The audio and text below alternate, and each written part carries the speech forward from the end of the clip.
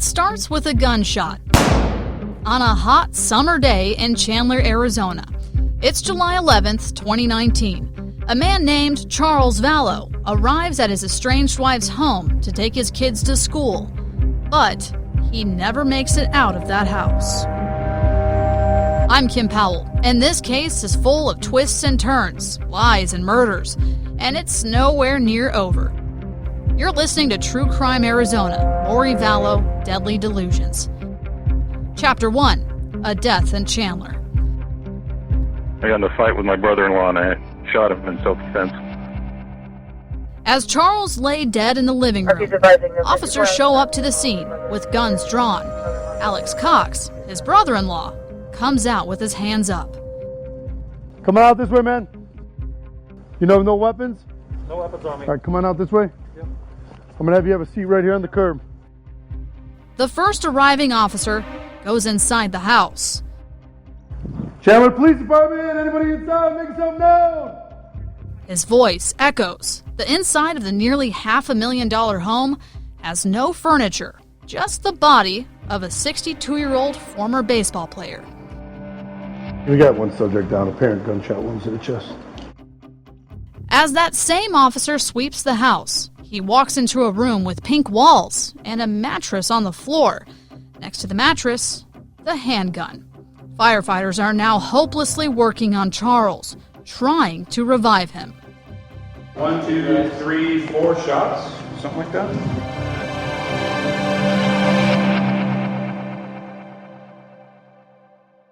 Back outside on the curb is Alex dabbing his head with a cloth, claiming Charles hit him on the head with a bat, leaving a small cut. His demeanor is calm, chatting about the weather with one officer, trying to stay cool in the Arizona sun. It is a bit warm out, yes. He explains to officers this is his sister, Lori Vallow's home, and he was just there for an overnight visit, though his home is less than a half hour away. What happened today? How did it get to this? I don't know, he was enraged. What's going on? What happened? Oh, he was talking with my sister earlier. No, what happened today, though? Like, just in the last 20 minutes. He came at me with a bat. Okay. Was he living here or No. visiting? He came to pick up his son. All of this, apparently, was some sort of family fight. He got into it with me. Like what? What do you mean? I don't know, he was accusing me of... Come on over here. That truck's going to be really loud. What was he accusing you of? He was just yelling at me. Okay. What was he yelling at you about? About my sister because I'd broken up the tussle with them earlier. And he told me not to interfere anymore with them or I'd pay. And he came at me with a bat. Alex says this alleged scuffle involved his niece, 17-year-old Tylee, as well. And he says the bat was hers. He was getting close and she came out to defend my sister with her bat. Your niece? Yes. Okay. And then she poked at him and then he took it away. Alex says he broke up the fight, and that's when Lori, Tylee, and 7-year-old JJ left, leaving no witness for what was next. He's coming back at me and he still got the bat in his hand. Like, what are you doing? I turned around and he hit me in the back of the head with the bat. So I went to my room and got my gun. I went to carry it. You went to your room, meaning the room you're I'm staying in? Yeah. Okay, and you brought a gun with you? Yes. Do you always bring a gun? I have a concealed carry always. In that moment, Tylee and Lori are back, and they walk up to the officer. Hi, who are you? Okay, just stand over there for just a second. In that moment, Tylee and Lori are back, and they walk up to the officer. The officer asks Alex why he didn't just stay in the room. Alex says it didn't cross his mind, and when Charles came at him again with that bat, he shot him. Don't go in there just now, guys. It's now a crime scene. Chandler police start setting up perimeters inside and outside of the house. Alex says he normally has a good relationship with Charles, who he's known for about 15 years. An officer walks over to Lori and Tylee, who are across the street, leaning on a car, both of them with their arms folded. Like, hi neighbor, sorry. Hello, young lady. And let me just get your information. How old are you? 16. 16? Her joking demeanor, her brother's nonchalant attitude, and a quiet teenager, Chandler police are just scratching the surface. But as far as they were concerned that July day, this shooting was justified, and Alex walked free. But is July 11th, 2019, really when this all started? Or was this a ticking time bomb waiting to explode? So what's going on tonight? I can't get in touch with my kids. How old are your kids? 6.5 and 16. Now, let's go back in time, just a few months before the shooting. In January 2019, Charles called the Gilbert Police Department after he returned home from a work trip. He owned his own company and traveled quite often. When he flew into the Phoenix Sky Harbor Airport from Houston, his truck was no longer in the airport parking lot, and money was missing from his bank account. He knew right away this was Lori's doing. She knows what she's doing. She took $35,000 out of our bank account today. I can't make payroll Friday for my company. It's just, she changed our bank account numbers. I had to change it myself to get back in, and I saw all the money's gone. I've got $7 in my name. He told the officer marital problems brought on by her religious visions and delusions were suffocating their relationship. I love her to death. This is killing me, officer. Oh, I can understand. Our 13th anniversary is next month. We've been at a great marriage. All of a sudden, the last month, it just blew up. Mm-hmm. She just lost connection. Charles is standing outside of his home, locked out. No word from Lori, and nothing from JJ and Tylee. He'd had enough. So how does she pose a threat to your children? I don't know what she's going to do with them. I don't know if she's going to flee with them. She's going to hurt them. It's late at night. Charles is a silhouette in the Gilbert police body camera footage, desperately trying to get officers to understand his bizarre situation and help him admit her for an involuntary mental health evaluation. She's lost her mind. I don't know how else to say it. We're LDS. She thinks she's a resurrected being and a God, and remember the 144,000. Jesus is coming next year. She said, "You're not Charles. I don't know who you are, what you did with Charles, but I can murder you now with my powers." So she's speaking as a spiritual being. She's not here. She's lost her reality. Is this just all recent, or has it been going on? It's been going on for about 4 or 5 years. It's gotten really, really bad lately. She goes to the temple every day and speaks with Moroni and Jesus Christ, and they tell her what to do. Last couple of days, she says, "I'm not Charles. You're not Charles. You're Nick Schneider." I don't know where she gets his names from.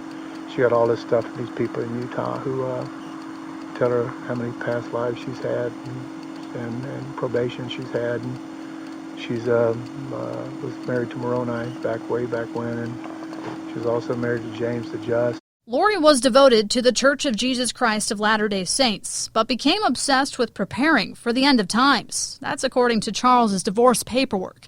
But those around her became intoxicated by her personality and would never suspect this picture-perfect mother to be anything but that.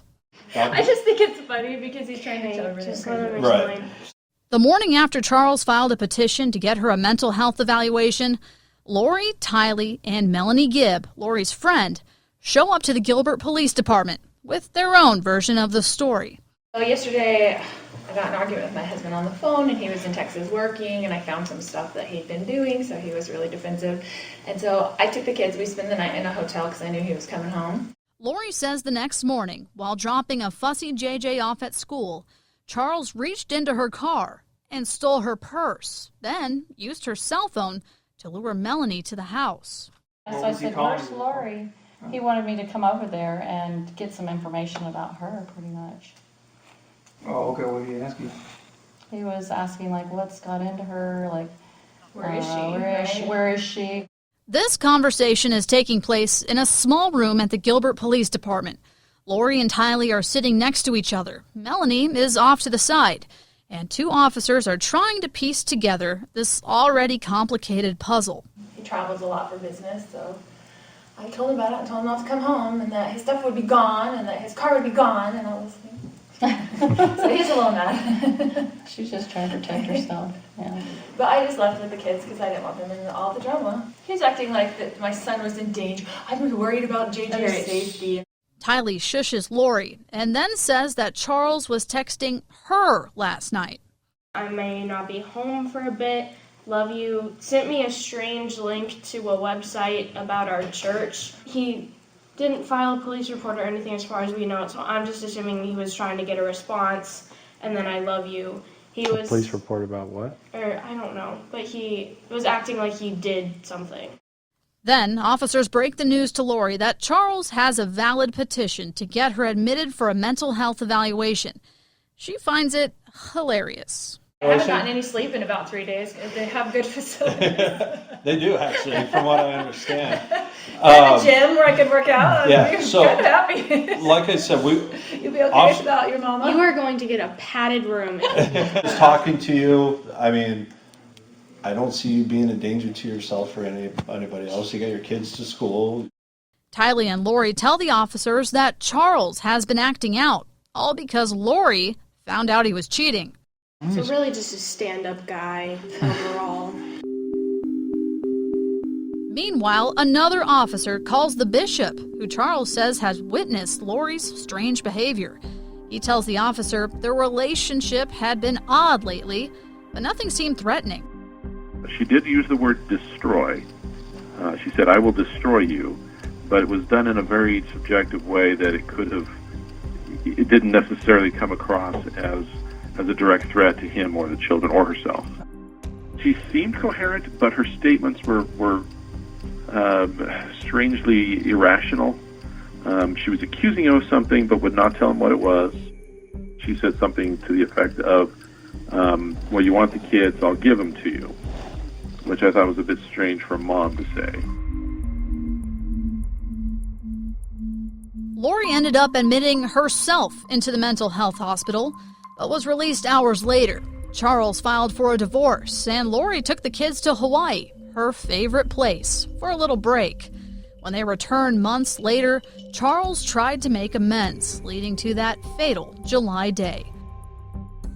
By the end of August, Lori, her brother Alex, and the kids pack up and move to Rexburg, Idaho, a small, tight-knit community. The Church of Jesus Christ of Latter-day Saints temple sits atop a hill, boldly standing out and shining through the night over this eastern Idaho town.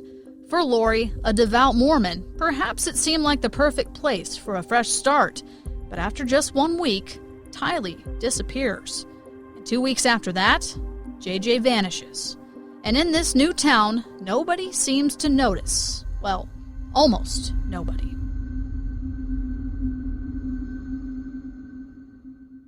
This podcast is written and reported by Kim Powell. Edward Ayala is the producer-editor. True Crime Arizona, Lori Vallow, Deadly Delusions is a production of Arizona's Family, 3TV, and CBS 5, and azfamily.com in Phoenix, Arizona.